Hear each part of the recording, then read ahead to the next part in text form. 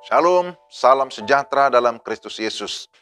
Kita akan mendengarkan firman Tuhan dan mari kita berdoa. Kami mau membaca dan merenungkan kebenaran firman Tuhan. Doa kami supaya Roh Kudus tolong kami, sehingga kami dapat mendengar dengan baik, kami dapat memahami, dan setelah itu kami dapat melakukan. Dalam nama Tuhan Yesus, kami sudah memohon. Amin.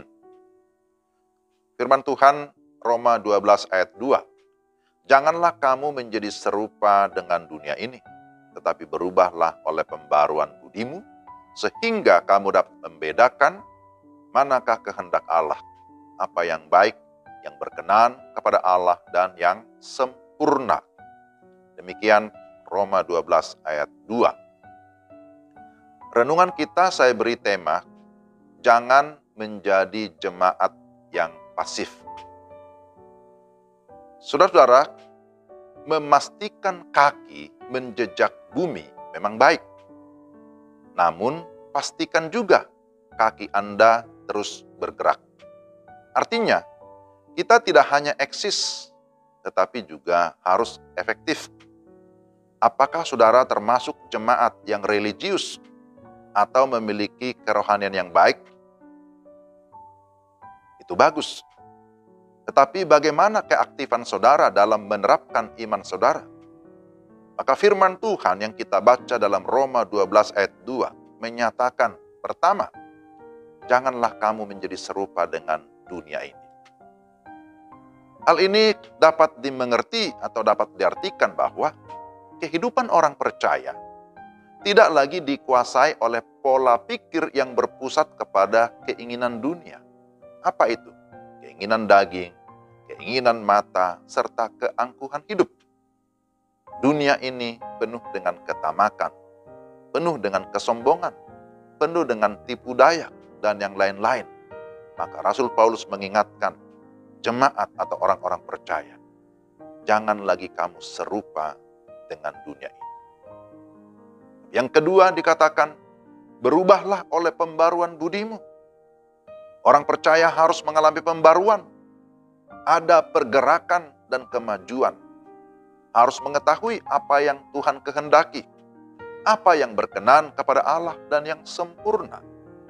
Jika selama ini saudara hanya menjadi pendengar yang baik, atau menjadi penonton yang baik dalam persekutuan, ataupun di dalam gereja, dalam pelayanan, maka mulai saat ini berubahlah.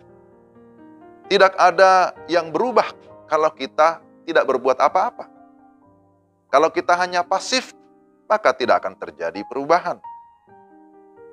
Kalau mendengar, jadilah pendengar yang aktif.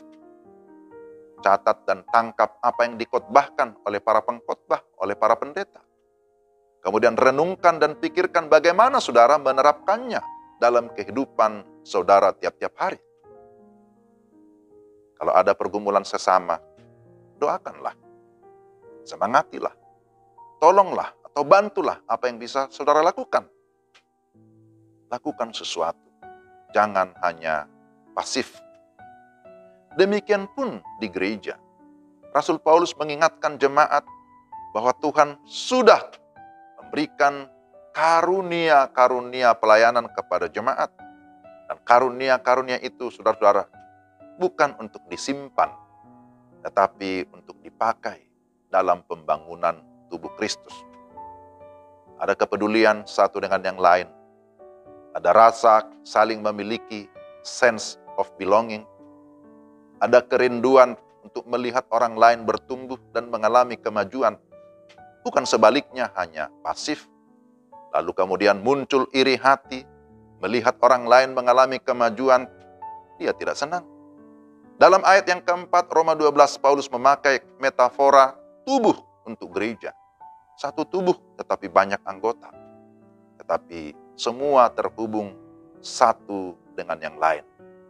Saling membutuhkan satu dengan yang lain. Sama-sama anggota yang harus saling menghormati, saling memperhatikan.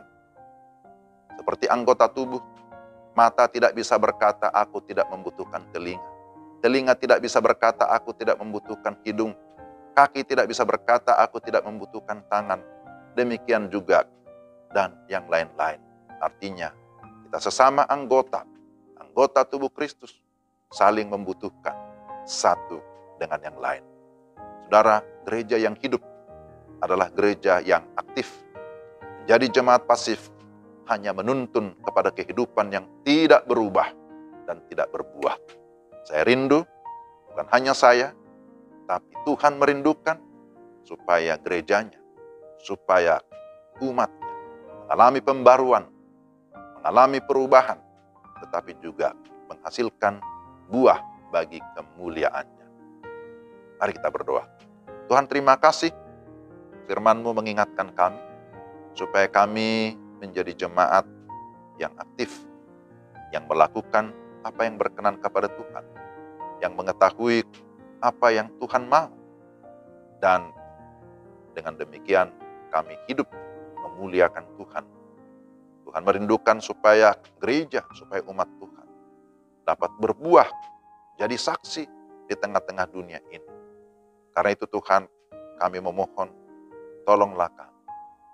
Pakailah kami sesuai kehendak. Dalam nama Tuhan Yesus, kami sudah berdoa. Amin. Demikian renungan kita hari ini. Tuhan memberkati saudara sekalian. Shalom.